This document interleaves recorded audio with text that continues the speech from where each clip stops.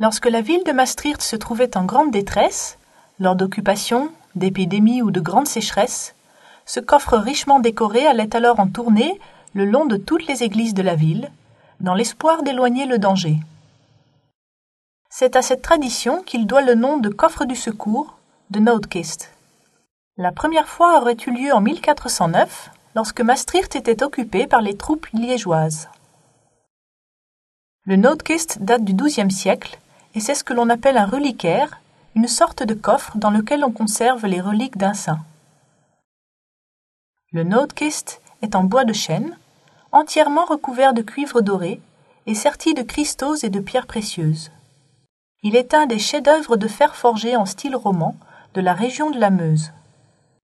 Le coffre contient une partie des ossements et des restes de vêtements de saint Servais.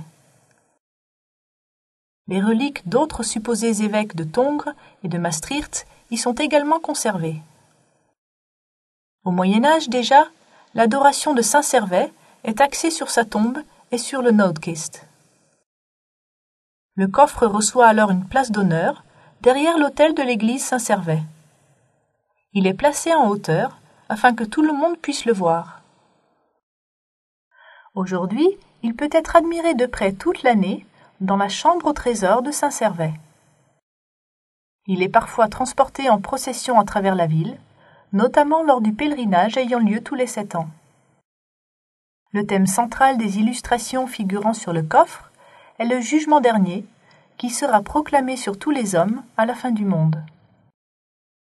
À l'avant du coffre se trouve le Christ, juge suprême, assis sur son trône. Les pans latéraux exposent chacun 6 apôtres, les autres juges du Christ.